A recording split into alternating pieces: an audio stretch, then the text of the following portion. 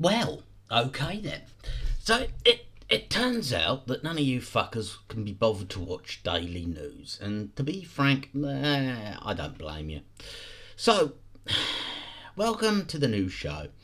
It's going to be a once a week endeavour. We're going to round up and have a little shitty chat about everything that's happened in the previous week. We'll go over the markets, we'll go over what's happened, and that's basically that.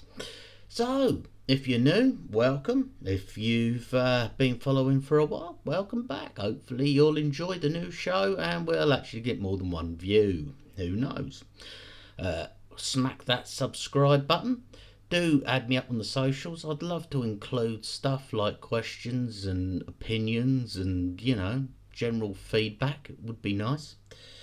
So, let's have a look. Over the last 7 days, Bitcoin's dropped 1.8%. It's sitting on 19139, so that's just below that 20,000 big safety net. Ethereum's dropped 2.8%. It's sitting on 1286. That's below the 1,300 safety net.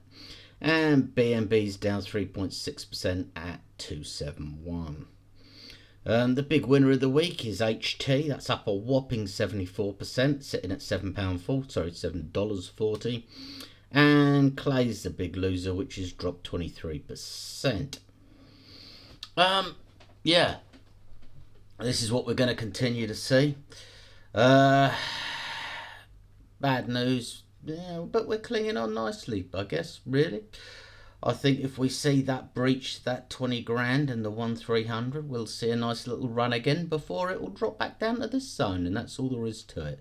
It's just scalping all the way at the minute. So, what else have we got out there? In the UK, the finance minister was fired. What a laugh that was. Never before has a budget caused the markets to actually go skedaddle, and yeah, it was a disaster, so probably for the best.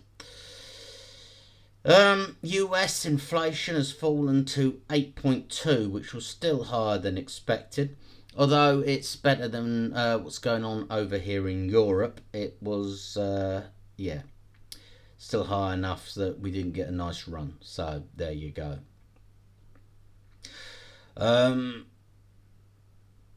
The Atlanta Fed president has managed to break trading laws, but he said he didn't know his responsibilities. Like that would wash for anybody he was going after. So not a lot of sympathy there.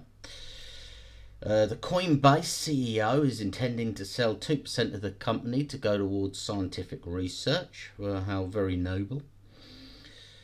Tether has eliminated over 30 billion in unsecured debt with no losses.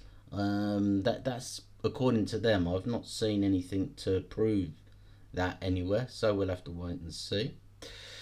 Crypto.com have been blabbing on about their new Euro headquarters situated in Paris. Well, bully for them. Mango, which is a DeFi on Solana, has been hacked for 100 million. So, hopefully anyone that's got stuff there is going to be okay. VE Chain announced over 100 developers are going to be recruited in Europe, so that looking very bullish long term for VE Chain. Other bits and bobs. The SEC has gone after the Bored Apes Yacht Club.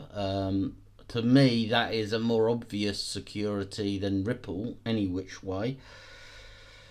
Bittrex were fined 53 million by the US Treasury, and in positive news, you've got Gemini listing AVAX.